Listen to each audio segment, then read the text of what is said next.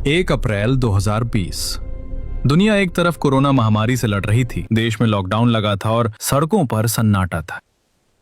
लेकिन इस सन्नाटे से हजारों किलोमीटर दूर जम्मू कश्मीर के कुपवाड़ा सेक्टर में लाइन ऑफ कंट्रोल LOC पर एक अलग ही खामोशी छाई हुई थी। पहाड़ियों की ऊंचाई 10,000 फीट, तापमान -15 डिग्री और जहां तक आपकी नजर जाए सिर्फ बर्फ की एक अंतहीन सफेद चादर। पेड़, पत्थर, रास्ते, सब कुछ 10 से 15 फीट गहरी बर्फ के नीचे दफन था। इतनी ठंड कि अगर इंसान कुछ घंटे बाहर रह जाए तो उसकी नसों में दौड़ता खून भी जम जाए।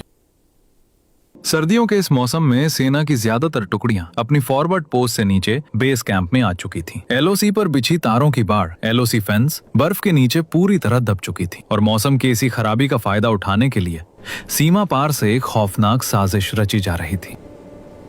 इसी सफेद सन्नाटे को चीरते हुए 5 साए भारत की सीमा में दाखिल होते हैं। चेहरे पर सफेद नकाब, शरीर पर स्नो कैमोफ्लाज सूट और हाथों में AK-47 स्नाइपर राइफल्स और भारी मात्रा में गोला बारूद। ये कोई आम घुसपैठिए नहीं थे, ये पाकिस्तान के लश्कर-ए-तैयबा के वो खूंखार आतंकी थे जिन्हें खास तौर पर हाई एल्टीट्यूड वॉरफेयर यानी बर्फीले पहाड़ों पर लड़ने की स्पेशल ट्रेनिंग दी गई थी।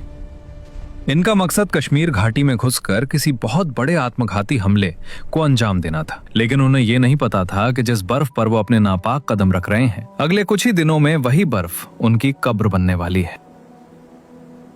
आज की इस वीडियो में हम आपको भारतीय सेना के उस दिल दहला देने वाले ऑपरेशन की कहानी बताएंगे जहां गोलियों की तरतराहट से ज्यादा हड्डियों के टूटने की आवाज गूंजी थी। एक ऐसा मिशन जहां हमारे शूरवीरों ने आतंकियों को जहन्नम भेजने के लिए साक्षात मौत की आंखों में आंखें डाल दी। इस बेहद खतरनाक और रोंगटे खड़े कर देने वाले मिशन को नाम दिया गया ऑपरेशन रंदोरी बहक।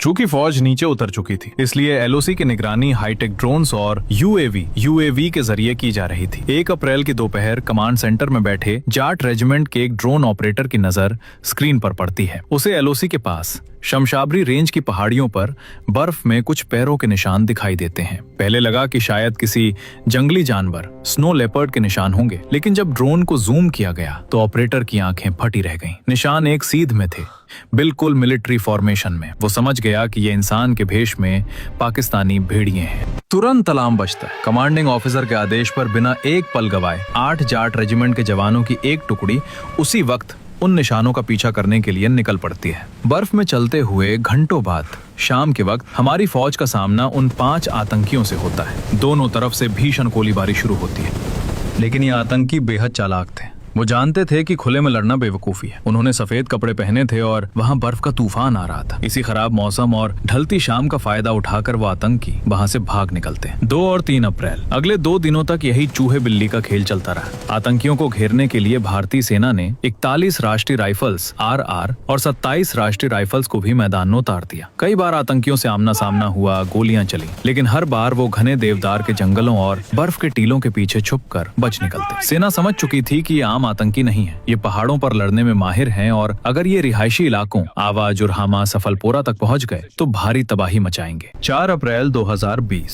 सेना का सब्र अब टूट चुका था। एक हाई लेवल मीटिंग की गई और फैसला लिया गया कि अब इन आतंकियों को कोई मौका नहीं दिया जाएगा। आसमान में हेरोन UAV ड्रोन उड़ाए गए। इन ड्रोन्स के थर्मल सेंसर्स ने -15 डिग्री की ठंड में पेड़ों के नीचे छिपे उन 5 आतंकियों के शरीर की गर्मी को पकड़ लिया। आतंकियों की सटीक लोकेशन मिल चुकी थी। इलाका था रंडोरी बहक। अब बारी थी चूहों के बिल में शेरों को उतारने की। और भारतीय सेना में जब खौफनाक शिकार की बात आती है तो एक ही नाम गूंजता है, पैरा स्पेशल फोर्सेस।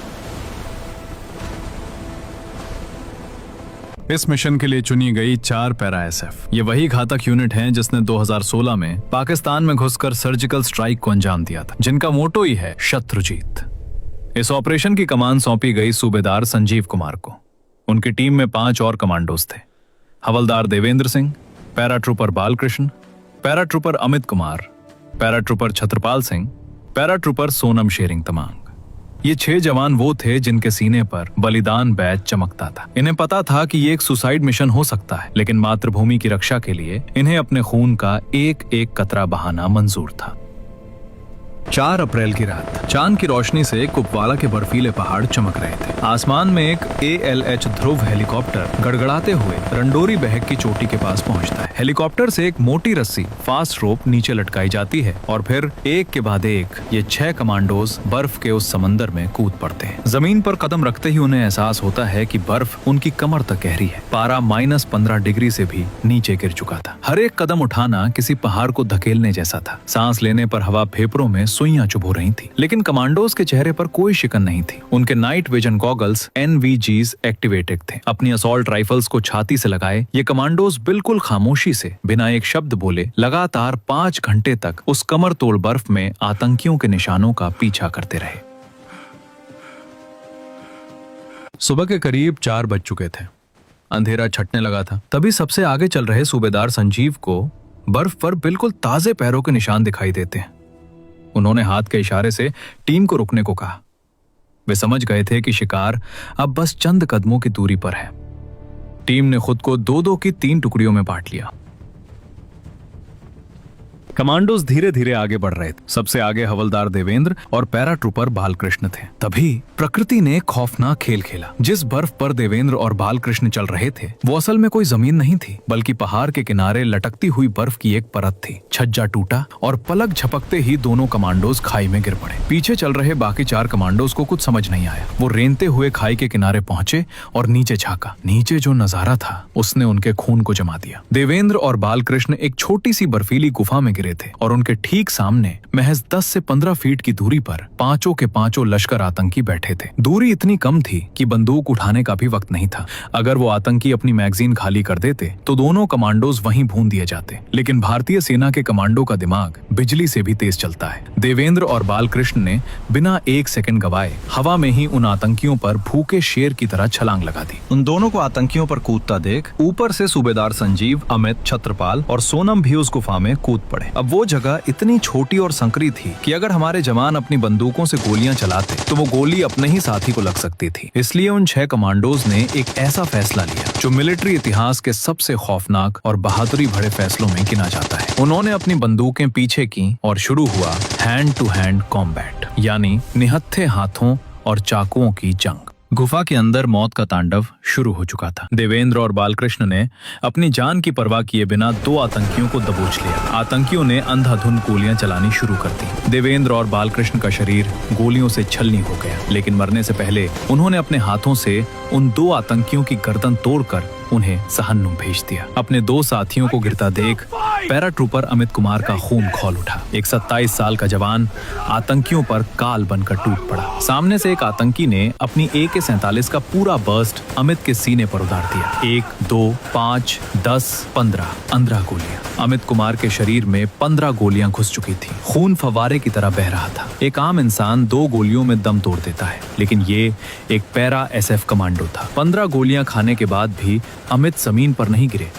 उन्होंने आगे बढ़कर उस आतंकी की राइफल छीनी, उसे जमीन पर पटका और अपने नंगे हाथों से उसका चेहरा तब तक पीटते रहे जब तक उस आतंकी की सांसें नहीं रुक गईं। उधर सूबेदार संजीव कुमार भी कई गोलियां खा चुके थे, लेकिन उन्होंने एक आतंकी को नीचे गिराया और अपनी कोहनी से उसकी नाक और खोपड़ी पर ऐसे वार किए कि आतंकी वहीं ढेर हो गया। अब केवल एक आतंकी बचा था। छत्रपाल सिंह उसे पकड़ने के लिए आगे बढ़े, लेकिन उस आतंकी ने घबराकर चारों तरफ अंधाधुंध गोलियां चला दी। इन गोलियों से छत्रपाल भी बुरी तरह घायल होकर गिर पड़े। आतंकी को लगा कि वो अब भाग निकलेगा। वो गुफासा से बाहर की तरफ भागा, तभी पीछे खड़े टीम के इकलौते बचे और घायल कमांडो सिक्किम के शेर सोनम शेरिंग तमांग ने अपनी राइफल उठाई और उस भागते हुए आतंकी पर एक गोली दाग दी।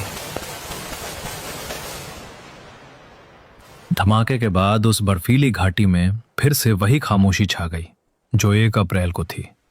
लेकिन अब एक फर्क था। कुपवाड़ा की वो सफेद बर्फ अब पूरी तरह लाल हो चुकी थी। 5 के 5 खूंखार आतंकी मारे जा चुके थे, लेकिन इस जीत की कीमत बहुत बड़ी थी। कुछ घंटों बाद जब बैकअप टीम आर्मी रेस्क्यू वहां पहुंची तो उन्होंने देखा कि सूबेदार संजीव, अमित और सोनम की सांसें अभी भी चल रही थीं। उन्हें तुरंत एयरलिफ्ट करके श्रीनगर के बेस हॉस्पिटल ले जाया गया। डॉक्टरों ने कई घंटों तक ऑपरेशन किया, लेकिन अत्यधिक खून बह जाने और शरीर में अनगिनत गोलियां होने के कारण सूबेदार संजीव कुमार और अमित कुमार ने भी हमेशा के लिए अपनी आंखें मूंद ली।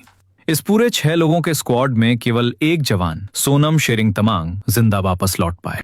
भारत सरकार ने इस अदम्य साहस के लिए सूबेदार संजीव कुमार को मरणोपरांत भारत के दूसरे सबसे बड़े शांतिकालीन वीरता पुरस्कार कीर्ति चक्र से सम्मानित किया। सोनम शेरिंग तमांग को शौर्य चक्र से नवाजा गया और मातृभूमि के लिए हंसते हंसते अपनी जान देने वाले अमित कुमार, छत्रपाल सिंह, बालकृष्ण और देवेंद्र सिंह को मरणोपरांत सेना मेडल से सम्मानित किया गया। दोस्तों, आज हम अपने घरों में चैन से सो पाते हैं क्योंकि उस -15 डिग्री की ठंड में कोई अपना घर, अपना परिवार छोड़कर 15 गोलियां खाने के बाद भी दुश्मन की गर्दन मरोड़ रहा था। अगर 4 पैरा SF के इन शूरवीरों की बहादुरी सुनकर आपके रोंगटे खड़े हुए हों और सीना गर्व से चौड़ा हुआ हो, तो आज कमेंट बॉक्स जय हिंद और इंडियन आर्मी से भर जाना चाहिए। इस वीडियो को हर उस भारतीय तक पहुंचाइए जिसे अपनी सेना पर गर्व है। हम ऐसे ही रियल लाइफ ऑपरेशंस की कहानियां आपके लिए लाते रहेंगे। तब तक के लिए जय हिंद, जय भारत।